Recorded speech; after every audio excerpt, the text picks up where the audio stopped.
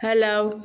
طبعا اليوم جبت لكم أسهل وألذ كيكة البسبوسة على طريقتي. تابعوني خطوة بخطوة وخلنا نبلش. اللي ما مشترك خليه يشترك بالقناة ويشجعني لأول مرة يطب بقناتي. أهلا وسهلا بي.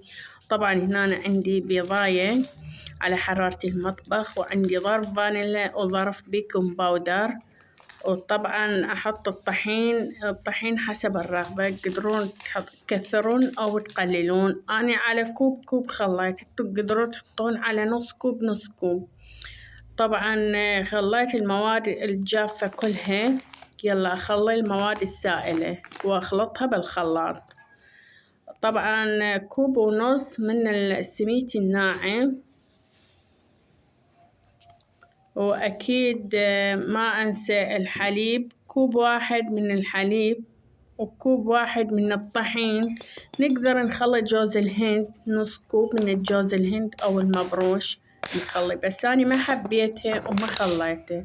تقدرون تخلون الجوز الهند ويا العجينة.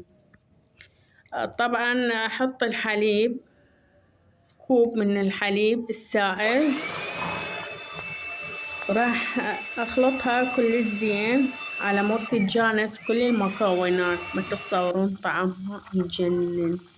أنصحكم تجربوها، وأني أول مرة أسويها وما توقعتها إيش طيبة، وسويتها وإجوني خطار وأكلوها كلش حبوها، حتى حلاها زين.